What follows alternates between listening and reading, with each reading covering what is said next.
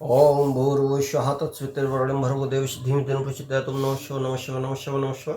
कर्पूरगौरं क्लौतरं संसारसारं भुजगं सदा वसन्तं हृदयं भूममणिशयितं नमामि। गुरुर्ब्रह्मा गुरुर्विष्णु गुरुदेवो महेश्वरः गुरुसाक्षात् परं तस्मै श्री गुरवे नमः। नमस्कार मित्रों, अभी आपने पिछले एपिसोड में कथा का श्रवण किया था कि किस तरीके से नारद जी को जब ज्ञान हुआ उन्होंने प्रभु से माफ़ी मांगी और प्रभु ने उन्हें आश्वस्त किया। अब देखिए आगे कथा में क्या होता है। हम पहुंचे थे बालकांड के दोहा संख्या 138 तक। दोहा संख्या 138 है कि बहुविधि मुनहि प्रबोधि प्रभु और तब भय अंतर ध्यान। सत्यलोक नारद चले करत राम गुणगान। बहुत प्रकार से मुनि को समझा बुझाकर तब प्रभु अंतर ध्यान हो गए और नारद जी श्री रामचंद्र जी के गुणों का गान करते हुए सत्यलोक यानी ब्रह्मलोक को चल दिए। ओ हरि गण मोनहि जाति पथ देखी विगति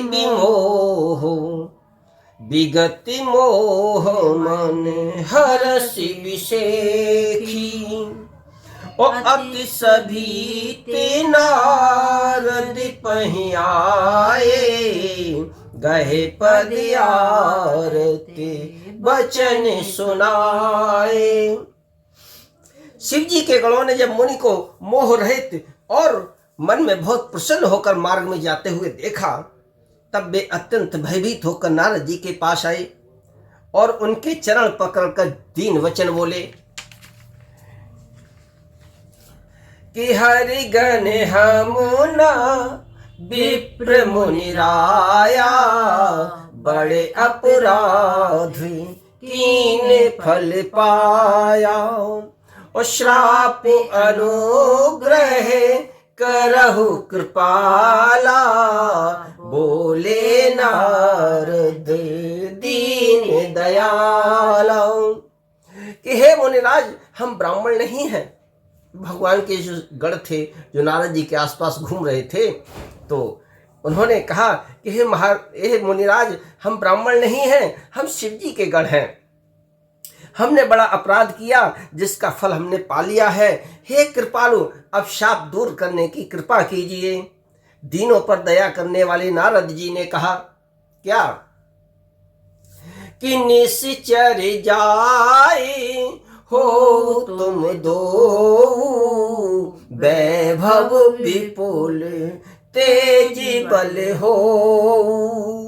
और भुजी बल विश्व जितब तुम जइहा धरे हैं विष्णु मनुज तनु तहिया। और नारद जी ने कहा कि तुम दोनों जाकर राक्षस हो, तुम्हारे महान ऐश्वर्य तेज और बल की प्राप्ति हो। तुम अपनी भुजाओं के बल से जब सारे विश्व को जीत लोगे तब भगवान विष्णु मनुष्य का अवतार लेंगे।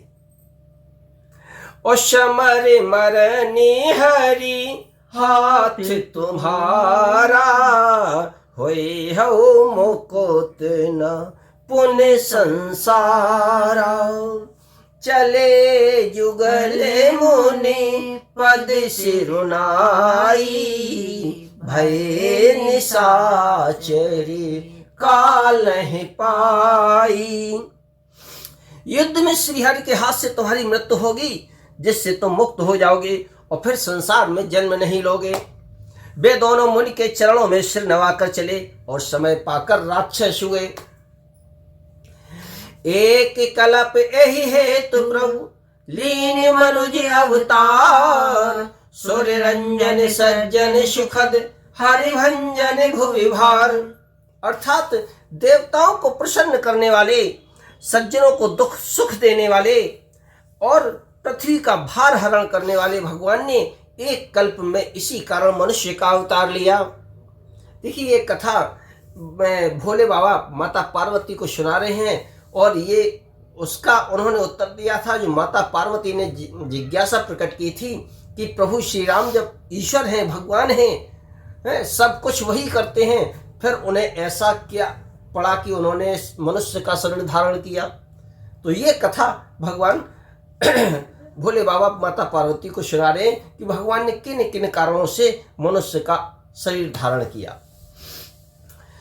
और यही विधि जन्म कर्म हरि के रे, सुंदर सुख दे विचित्र घने रे, कलप कलप प्रति प्रभु अवतरहि, चारु चरित्र नाना विधि करहि। इस प्रकार भगवान ने अनेकों सुंदर सुखदायक और अलौकिक जन्म और कर्म हैं। प्रत्येक कल्प में जब भगवान अवतार लेते हैं और नाना प्रकार की सुंदर लीलाएं करते हैं, और तब तब कथा मुनीशन गाई, परम पुनीत प्रबंध बनाई, विविध प्रसंग अनूप बखाने, करहि न सोने आचरजु सयाने। तब तब मुनीश्वरों ने परम पवित्र काव्य रचना करके उनकी कथाओं का गान किया है और भांति भांति के अनुपम प्रेम प्रसंगों का वर्णन किया है, जिनको सुनकर समझदार विवेकी लोग आश्चर्य नहीं करते। और हरि अनंत हरि कथा अनंता, कहीं सुनहि बहु विधि सब संता। और रामचंद्र के चरित सुहाए, कलप कोटि लगे जाहि न गाए। श्री हरि अनंत हैं, उनका कोई पार नहीं है, और उनकी कथा भी अनंत है। सब संत लोग उसे बहुत प्रकार से कहते सुनते हैं। श्री रामचंद्र जी के सुंदर चरित्र करोड़ कल्पों में गाए नहीं जा सकते। अच्छा, उनके चरित्र इतने हैं श्री हरि के कि करोड़ों कल्पों में, कल्प कहते हैं युग को, यानी एक युग की तो बात छोड़ो, करोड़ों युगों में उनके चरित्र का वर्णन नहीं किया जा सकता, इतने प्रभु के चरित्र हैं। और यह प्रसंग में कहा भवानी, हरि माया मोह मुनि ज्ञानी। और प्रभु को तुकी प्रणत हितकारी, सेवत सुलभ सकल दुख हारी। और शिव जी कहते हैं, ये कथा माता पार्वती को भगवान भोलेनाथ सुना रहे हैं। भगवान भोलेनाथ ने कहा हे पार्वती, मैंने यह बतलाने के लिए इस प्रसंग को कहा कि ज्ञानी मन भी भगवान की माया से मोहित हो जाते हैं, जैसे नारद जी का प्रसंग सुनाया था। प्रभु कौतकी लीलामय हैं और शरणागत का हित करने वाले हैं। वे सेवा करने में बहुत सुलभ और सब दुखों को हरने वाले हैं। सोर नारे मोनि को नाही, जय न मोह माया प्रबल, असि विचारी मनि माहि, भजिए महामाया पति। कथा विसर्जन होते हैं, सुनो वीर हनुमान, राम लखन सिया जानकी सदा करो कल्याण। सियावर रामचंद्र की जय, उमापति महादेव की जय, बोलो सब संतों की जय।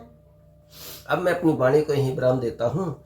अब हम पहुँचे हैं बालकांड के दोहा षोडशा संख्या 140 तक। और आगे देखिए, भगवान भोले बाबा ने माता पार्वती की कथा सुनाई है, और आगे देखिए कथा क्या चलती है, क्या सुनाते हैं, ये हम सुनेंगे अपने अगले एपिसोड में। और आपसे भी विनम्र आग्रह करेंगे कि कथा में बने रहिए और प्रभु के चरित्र को सुनते रहिए। जय श्री